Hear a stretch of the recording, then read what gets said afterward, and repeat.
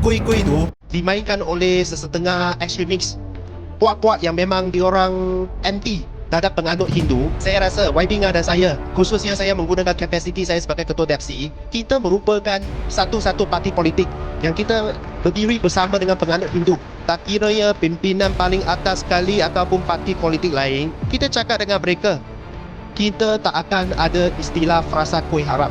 Tak ada istilah kuih haram di Malaysia. Kuih-kuih, tokong-tokong ataupun tempat ibadat lain ada yang belum dapat kelulusan lagi. Kuih-kuih itu lagi tua daripada Encik Mulyadi. Mana ada kuih haram? Yang ada haramnya adalah dalam otak mereka, otak-otak puak ekstremis, yang mereka memang berniat jahat. Mereka nak hapuskan semua sejarah, semua tradisi yang penting ini. Dan sebagai wakil rakyat terlintas, saya nak bagi jaminan di sini. Selagi Waibinga dan saya, pimpinan DAP ada, kita memang akan berdiri bersama dengan masyarakat India. Kita akan pastikan setiap tempat ibadat, tak kira Hindu, Kristian, Buddha dan sebagainya, kita akan jaga semua. Kita tak akan robohkan dan kita akan bantu selagi yang memerlukannya. Ada seorang pimpinan tertinggi di Kedah, apa dia cakap? Melayu tak ada tanah, Melayu ada tanah, Melayu ni saja. Orang India ada India, orang Cina ada Cina.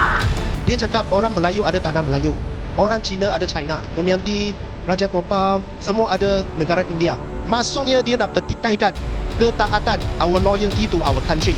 Sebab dia nak dapat undi Melayu, lepas tu dia pergi serang rakan India kita, dia pergi serang rakan Cina kita. Kita kena pastikan kita tolak puak-puak ekstremis yang memang diorang memang anti terhadap rakan-rakan kaum dan bangsa lain. Kita kena pastikan kita kena terus kukuhkan kerajaan Madani, kita kena terus kukuhkan pimpinan DAP dan sebagainya. Kita jangan biarkan puak-puak ekstremis yang memang cukup ekstrim, cukup radikal untuk ada peluang untuk mentadbir negara kita.